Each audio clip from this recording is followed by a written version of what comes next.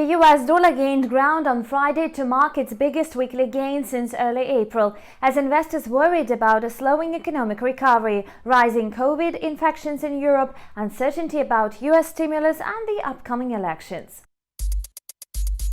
The dollar index, which measures the greenback against a basket of major currencies, rose by 0.3% on Friday to end at 94.64, posting a 1.8% weekly gain.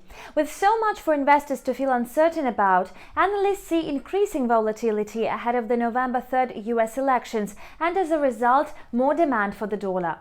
Meanwhile, this week, the main event will be the U.S. monthly labor market report. Investors will also closely follow the first presidential debate between President Trump and Democrat nominee Joe Biden on Tuesday. In the meantime, as an overseas factor, Britain's struggle to come up with a plan to exit the EU could also keep the dollar strong. Adding to the British pound's weakness, new restrictions came into force in the UK on the back of the latest coronavirus outbreak. Sterling edged down by 0.03% on Friday to finish at 1.2745. For the week, cable lost 1.3%. The pound-dollar pair is technically neutral to bearish and could fall further once below 1.2665, some analysts say.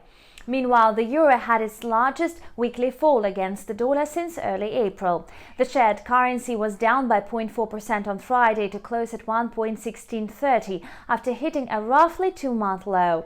For the week, it posted a 1.7% loss. The euro remained under pressure amid the second wave of coronavirus in the Union, forcing governments to impose restrictions. Apart from this, ECB's Vice-Co said on Sunday that the recent strengthening of the euro is worrying because it places further downward pressure on prices and would require the European Central Bank to intervene if that jeopardizes price stability. Elsewhere in the crypto market, Bitcoin to dollar pair rose by 0.48% on Sunday, ending the week down by 1.21% at $10,803. According to some technical analysts, Bitcoin would need to avoid a fall through the first major resistance level at 10,887 to support a breakout from the second major resistance level at 10,970.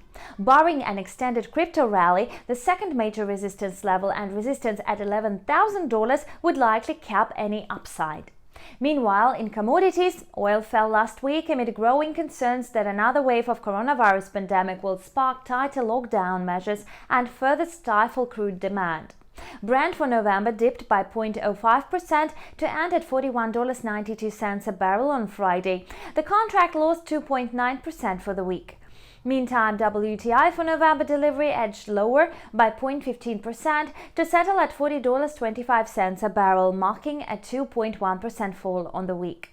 Meanwhile, gold futures fell by 0.56% to settle at $1,866.30 an ounce on Friday, posting a 4.8% weekly decline, the largest weekly percentage loss since mid-March.